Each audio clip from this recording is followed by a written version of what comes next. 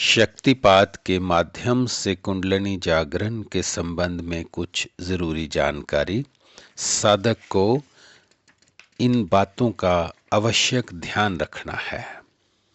1 number, साधक में जितनी उदारता अधिक होगी उतना ही उसमें राग, द्वेष, घृणा, क्रोध, वैमनस्य आदि विकार कम होते जाते हैं। सहनशीलता एवं क्षमाशीलता बढ़ती जाती है। उदारता ही अध्यात्म है, संकुचितता ही जगत है।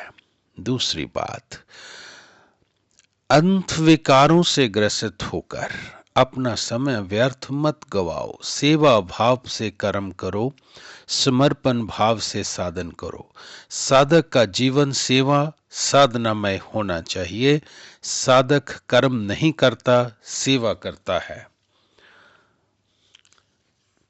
यह अभिमान उसका साधन भी ईश्वर की सेवा ही होता है। तीसरा भाग, जो साधन नहीं करते, सेवा नहीं करते, उन्हें देखकर मन में अभिमान पैदा मत कर लो कि मैं सेवा साधना करता हूँ। ये अभिमान 100 बुराइयों की जड़ है। अभिमान शिखर से उठाकर भूमि पर ऐसा पटकता है कि मनुष्य कहीं का भी नहीं रहता।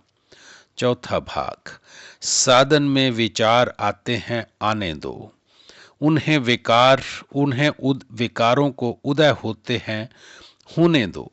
तुम बस देखते रहो। शुद्धिकरण की प्रक्रिया में अंतर का कचरा सामने आता ही है। घबराओगे तो शुद्धिकरण की क्रिया रुक जाएगी। अंतर का कचरा अंतर में ही रह जाएगा, भविष्य में अधिक परेशान करेगा। 5वां, क्रिया का अवलोकन ही तपस्या है, क्योंकि इसमें चित्त में प्रज्वलित साधन अग्नि में संस्कार जलकर भस्म हो जाते हैं। जो संस्कार को तपाकर जला दे वही तप है। 6ठा भाग, शक्ति जागृत होकर क्रिया करती है, संस्कार क्षीण करते हुए साधक को अवलोकन करने के लिए निमंत्रण करती है। दूसरी ओर संस्कार मन को चंचल कर देते हैं, क्रियाओं का अवलोकन नहीं करने देते। साक्षी भाव निरर्थक होकर रह जाता है, क्रिया होती रहती है, मन भटकता रहता है। साधन का यथार्थ फल प्राप्त नहीं हो पाता। मन को क्रिया पर स्थिर करना साधक का कर्तव्य है। 7वां भाग, जो उदय होता है, जो दृष्टि के सामने स्थिर रहता है, जो रंग रूप बदलता है, माया जीव को भरमाती, रुलाती, बुलाती तथा हंसाती है। ये सब माया की माया है। जब तक अंतर में भ्रम है तब तक जगत में माया सर्वत्र व्याप रही है। अंतर में भ्रम टूटा कि वहर की माया समाप्त हो गई। 8वां भाग, कर्म करना किंतु कर्म का अभिमान मन में नहीं पाल लेना। मन में अभिमान उदय होते ही कर्म का रूप विकृत हो जाता है। दूसरों को कर्म करते देखकर उनमें द्वेष मत करो। समझो कि आप दूसरे से नहीं, अपने आप से द्वेष कर रहे हैं।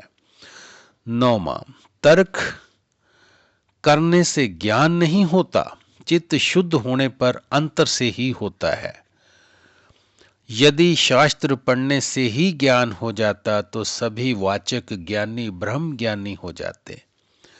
10वां भाग, दूसरे के अवगुण देखने के लिए तू इतनी दूर क्यों जाता है रे? तेरे अपने अंतर में अवगुणों की क्या कमी है?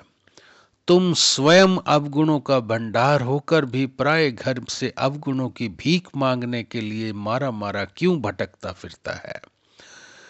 11वां भाग, मनुष्य का मन जहां जाता है वहीं उलझ जाता है। जैसे गिल्ली मिट्टी जहां फेंको वहीं चिपक जाती है, किंतु मन को जब कहीं लगाओगे तो वहां से भाग खड़ा होता है। अजीब उलझन है। यहां मन को लगाओ, वहां लगता नहीं।